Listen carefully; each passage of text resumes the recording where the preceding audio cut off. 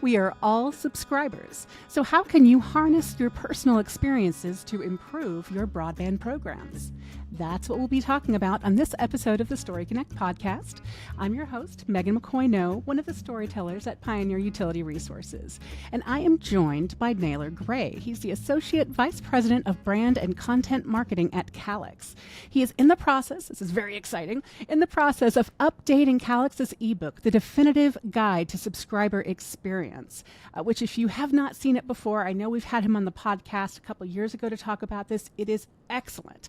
And he shared key takeaways at the 2024 Calix Marketer Summit, which was hosted at the National Rural Telecommunications Council's Sales and Marketing Conference in Texas. Naturally, we invited him onto the podcast to hear all about the latest trends. Naylor, thank you so much for joining us today. Hey, thank you for having me. Now, before we dive in to all the details in subscriber experience, I want you just to explain for folks who have not had the chance to meet you before a little bit about your role at Calix and how Calix partners with utilities. Absolutely. So my role at Calix is pretty easy to explain. I get to tell all of the great customer stories that we hear from our customers out in the field. And what Calix does, Calix helps utilities become broadband service providers. So we have an ecosystem of partners and our own end-to-end solutions that help utilities design, fund, build, operate, and market their own broadband services. Well, that is fantastic. I know I've enjoyed learning a lot about what Calix does. Pioneer works with Calix to help people strengthen their storytelling. So it is always a treat to learn from you, Naylor. Now, many utility pioneers, they've been living in the fast lane when it comes to broadband, installing fiber, connecting communities with a promise of fast internet access. But things are changing. Now the story is shifting away from speed, and it really doesn't matter as much as it seemed to maybe when folks were first getting going. How do subscribers value speed, price, and service? That's a great question. So I think speed is really just a start. And honestly, I think most subscribers don't even really understand speed. Once you get past a gig of speed, is there really any use case that... It's what is a gig, and Exactly. and how is it going to change anything? Here's what subscribers know: they know when their internet works, they know when their Zoom calls go well, they know when they have low latency with their games, and they know when they're the key scene in a movie, the big reveal is not all of a sudden interrupted by buffering. So they want internet that works well. And I think they're also tired of being sold things that they don't want, like a landline or a cable TV package. So I think really it's about moving beyond speed and establishing a value-based offer. And a value-based offer just simply looks at the subscriber and offers them a tailored package that meets their lifestyle. Wait, are you saying that you're going to just think about what I personally need and actually help me just with that? No extra servings of stuff on the side? If all broadband service providers could do that, we would be amazing companies, and we would be some of the highest rated companies in the country. Unfortunately, that's not the case, and we're on a mission to fix that. But we're on a mission. We are on this mission together, Naylor. I'm excited about this.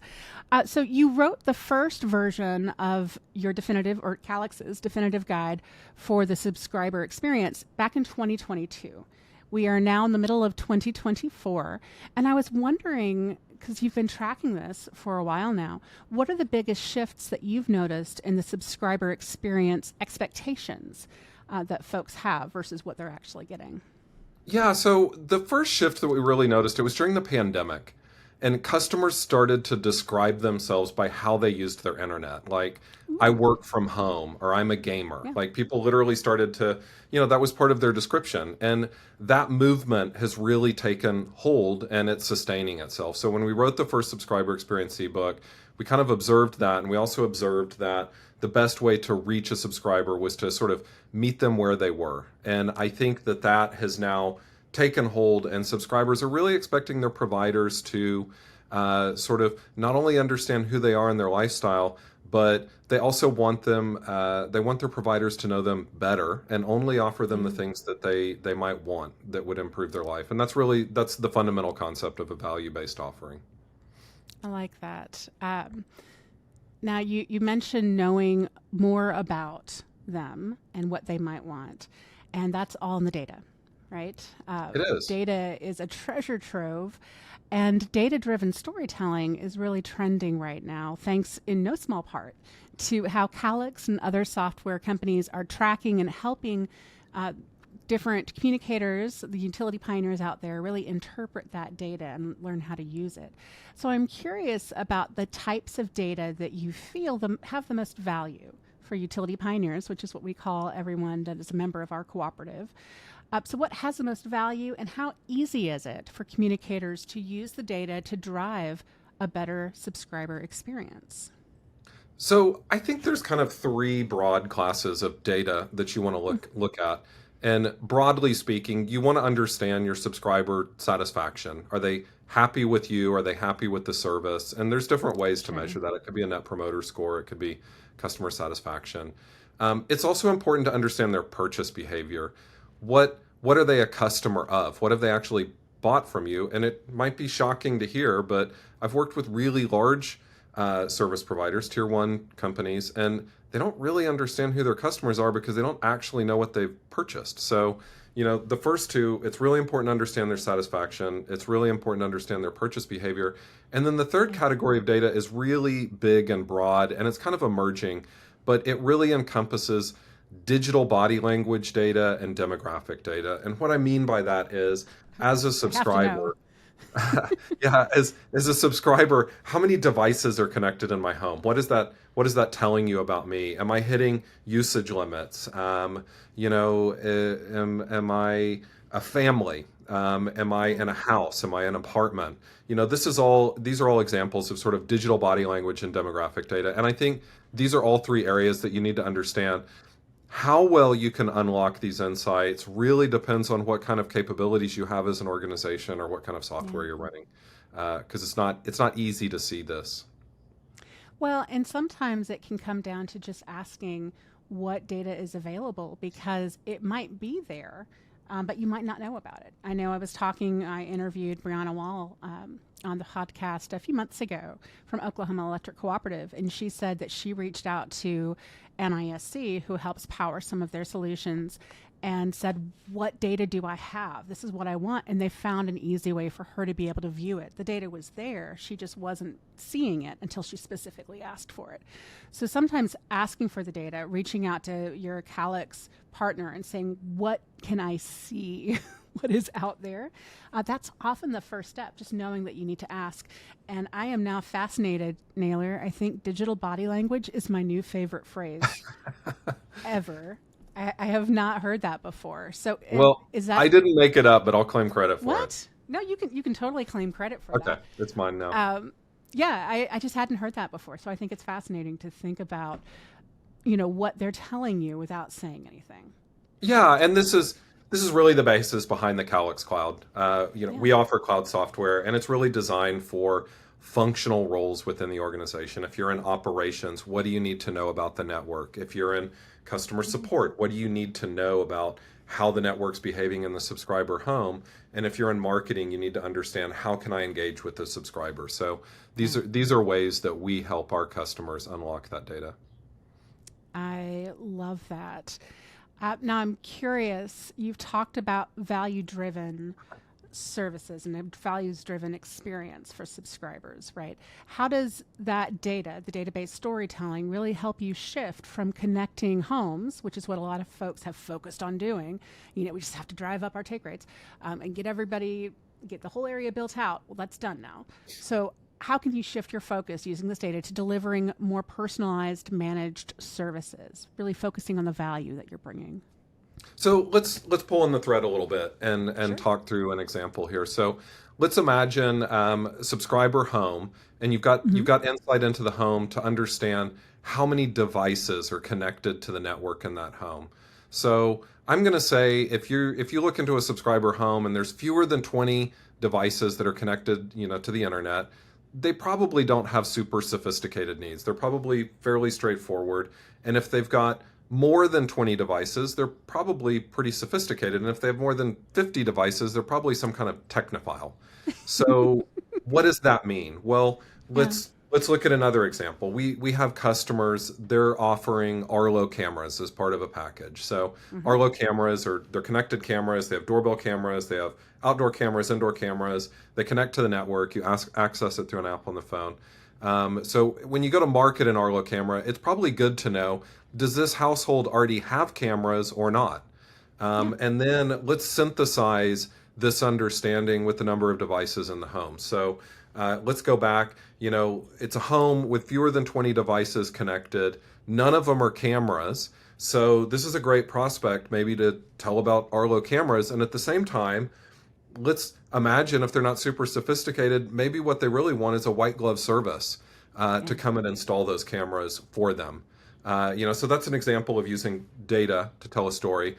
And then we'll continue to tell the story. They've got lots of devices, and maybe they have a competitor camera that's already installed. This is an opportunity to come in and have a more direct conversation and present the competitive benefits of why maybe they want to rip and replace and put in an Arlo camera and come up with a new camera within their home. So this is all examples of using data to put together much more personalized offers. Yeah, I hadn't heard of rip and replace before, but it makes so much sense. It's a completely different story that you want to share with those folks versus the folks that maybe you've never had a camera before and they're just thinking, maybe I should, maybe security is the next way to go. Maybe, my broadband access makes it easier to install something like this. So I love that you guys break it down in the guide by those kinds of experiences and the questions you should be asking yourself. One of the other areas, and I've been talking to a lot of folks about really boosting your broadband connections in your marketing and taking it to the next level. And as I've interviewed folks about this, I've looked at the tiers of service. Some people have their tiers of service based on speed. And I think that kind of is how a lot of folks got started, and they've carried that on over. But as you said, Naylor, and as a lot of other folks have said, speed is just not, it's good to know, but that can't be the only selling point.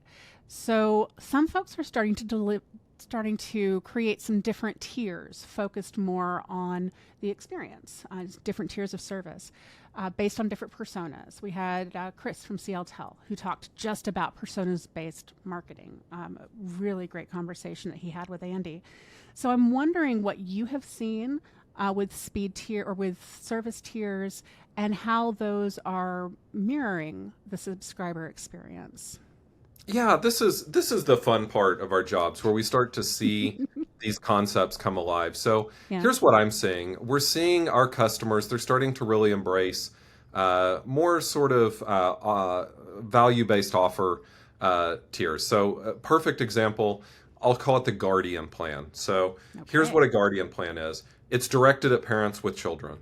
And if you're a parent with children in the home, then you're going to want a combination of managed Wi-Fi, some sort of app that you can use to manage the network that includes parental controls so you can manage the amount of time spent on the internet and what content's available by device or person.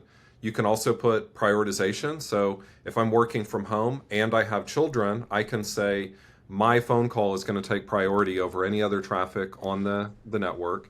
And then lastly, you can also include, yes. I have an idea. I can prioritize my device to be the most important thing on the network. Yes. So this answers a question because my husband and I both work from home. I see an instant reason that I might want this, and it's like the old thermostat joke. Who's messing with the thermostat when two people are in the house? Now it's going to be who's prioritizing their broadband speed over and their experience over the others. I love this. As parent, as the one that pays the bills, you get to prioritize your Zoom call over YouTube or Twitch or whatever it is that your kids want to do. So, and then lastly, cyber protection to make sure that your network is protected from malware. Because while your computer might be protected, is your Nest thermostat, is your smart TV, is that internet-controlled light bulb? None of those things have protections built in. You need something at the network level. I love that. So that's the Guardian approach. That's the Guardian. So I could do the same thing with gamers, by the way. I could go through and say, I'm going to offer you managed Wi-Fi, I'm gonna offer you the best gear for your house. I can make sure that it's placed correctly so that you can get the best signals. I'll give you an app to manage the network. I can give you controls to prioritize your gaming console over everything else. And I can also make sure that the rest of your house is protected with cyber protection as well. Do you have one for wives of gamers? Is that another tier? Yeah, I think I we think should we're talk working on that offline. one. It's Okay, still in the good, lab. good. Excellent. Because I see possibilities here. There you And go. yes, my husband is a gamer and works from home, which makes life interesting for all of us. So I love that. I love thinking, and I tease because it's fun, but really it's thinking about how you experience things. And it's not about the speed, it's about the experience, which you have said in the guide. And I, again, highly recommend the guide. The one that's available right now was updated in 2023. And you said later on in 2024, the new guide is going to be available. So we That's will let correct. folks We want to know update it every when. year. Yeah, yeah. And I appreciate that y'all do that. Something else that I have read in the guide that you've covered before is brand voice.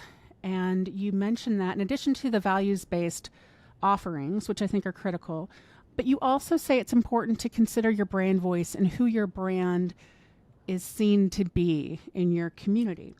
Could you talk to me about what role your brand voice plays in how people feel about you? Yeah, I think this is hugely, hugely important. And everyone has a brand voice, whether they realize it or not. They just might not realize what their brand voice sounds like. But essentially, your brand voice is just, it's just about capturing the distinctive traits and personalities of your organization. And many of our customers are smaller, and this brand voice is vital to who they are within their overall community. So, a couple of examples. We work with a customer based out of Colorado. They have a very quirky brand voice. And they've trained their customer service reps not to be customer service reps, but to be Wi-Fi wizards, and they're there to field any and all incoming questions. And they've shared with us that they literally have a subscriber who will call in to get restaurant and movie recommendations, and they accommodate it because that's part of their brand voice, just standing out and being different. And And they're that's magic, one so it's fine. example. And then we have another one based out of Michigan. Their brand voice really reflects the values of their community. It's about thrift, it's about hard work, it's about growing a job base and then investing profits back into the community. And one of the things they did that really exemplified that brand voice was they shared a story on their Facebook page. And it was about one of their linemen that discovered it was an injured baby bald eagle. And they rescued it, sent it to a rehabilitation center where it recovered and then was returned back to the wild in a healthy condition. And it was almost a metaphor for who they were within their organization. And they shared that on their Facebook page and got really good, sort of feedback from their customers on that. It was really amazing. And that's true. I mean, that has nothing to do with broadband access, right? It's a bald eagle, but it has everything to do with how people feel about you. Exactly. And that really is what a lot of this comes down to, creating a way for people to feel about you, creating your brand in the community so that they trust you. And it's not about price, because if you start competing with if there are other broadband providers that move into your area and you begin competing on price, and nobody wins. I mean, maybe some of the customers win shortly, but then the service won't be as good, right? So Nobody wins when you're competing on price, but if you're competing with the tier one national company and you're the one that's saving baby bald eagles and they're the ones that are trying to sell you landlines, who do you think's going to win? the eagle savers, Yeah, every of course. day, all Every day, day. Who doesn't want to save every bald day. eagles? I love that you get to tell your customer stories nationally, and you work with broadband providers across the nation. So I was hoping you could maybe share a story or two of how a utility shifted their focus on the subscriber experience and the impact that change made on their take rate in the community. Yeah, so I'll tell a story. It was a utility co-op that wanted to move into the broadband business. So when they decided they were going to do it, they had the wherewithal to realize that a utility company and how they relate to their customers is fundamentally different than how a broadband company would relate to their customers. So they took a very introspective approach to begin with. How were they able to communicate with their potential customers? And they knew who they were because they were already utility customers, but a broadband customer is a different thing. So they had to really change how they thought about their customers. And the best way to do that was they literally went on community listening tours, and they would go out to different communities and they would meet members of the community. In many cases, it was their own family members that would show up to these events, and they would find out what was important and they would listen. And then they kind of audited how they could communicate back to these people going forward. Was it in person? Was it electronic? Was it through the website? And they used that to keep their communities up to date while they were building the broadband network out. And then once they launched, what they had learned was most people were really looking for just general peace of mind. They just kind of wanted to know that their internet was going to work, that everything was going to be fine, and and their data and their children would be safe. So they created a peace of mind package. And what the peace of mind package was whole home security, it was parental controls, and it was no charge service visits. It was also layered on managed Wi-Fi, and then in order to access some of the parental controls, you need an app to download it. So this is important because they had a really big service area. And so this peace of mind required the subscribers to use the app to manage the home network. And what they realized was when you had your members engaged like this and they were using the app, when a trouble arose and a call came in, almost all the time they could diagnose the problem remotely and fix it remotely. So it was like an 80% reduction in truck rolls in households where they were using the app. And they also at the same time managed to maintain a 90 net promoter score, which is very high. That's higher than Apple computers. So they did this combination of community listening, building offers that match the community, and then it was also practical because they just had a really big service area. So managing these service calls was it was very important from an OpEx standpoint, and they just kind of mixed all that together into their brand and their offerings, and they created something that their customers love. Peace of mind. I think that is brilliant. Thank you so much for sharing that. You've also, I'm sure, seen some really interesting brand loyalty programs with the folks that you work with. Could you share a good example with us? Yeah, I will. And this is what's really fun. I work at Calix, and I get my internet from a Calix customer. So Huzzah. I can kind of see both sides of this. So my internet provider, they provide a referral program. So there's me. I'm always excited about all things internet, and I'm always telling can't my imagine customer, why. Yeah, I'm like, hey, did you download the app? Did you get the fiber internet? Did you sign up for the cameras? I mean, every day I'm out there, kind of flogging, internet and services to my neighbors. And what's really cool is my provider has a referral program. So all I have to do is just go on the website and I just log my referral. It's a very simple form. I fill it in, and then I get credits back for doing it. But I don't do it for the credits. I also do it because it's just genuinely fun to share the information with my neighbors, and then they can also pay it forward, and it becomes a little bit infectious. Like they sort of tell people, and then pretty soon through word of mouth, sort of built on top of this referral program, they've kind of thoroughly covered a neighborhood, which is super cool for them. So do you put in the information when you have a neighbor that you think would be a good fit for a service? Yes. So it's not the neighbor saying, okay, I wasn't sure if it was the neighbor, because sometimes when I'm filling out, not for broadband, but for other programs, they'll ask me, who did you hear about this from? And so it's up to me to put that in. But I like that it's up to the person who is referring someone to enter that in. It's a little more secure when you do it that way because there's no doubt because I proactively entered the information myself. Okay. Very, very fun. Well, on the podcast, and I know you've been on before, so you probably know as a friend of the pod, but we end each episode with a reminder to keep telling your story. How does a subscriber experience tell your story? Well, I think the subscriber experience is so important because you know what? We're all subscribers, every single one of us. And for me, I'm able to work remotely and maintain a really high quality of life. And I can do this because my provider offers me fiber internet with managed Wi-Fi. I can control the network from an app on my phone. It's protecting me from cyber intrusions. I have connected cameras to see who's outside while I'm on the calls or away from home. And I would just challenge everyone to think of yourself as a subscriber first, and then start to bring what you want into the services that you're offering back out to your members or your subscribers to improve the quality of their life in the same way that my provider has improved the quality of my life. Oh, I love that. Well, Naylor, thank you so much for taking the time to share your story with Utility Pioneers. He is Naylor Gray from Calix, and I'm your host, Megan McCoy-No at Pioneer Utility Resources. And until we talk again, keep telling your story.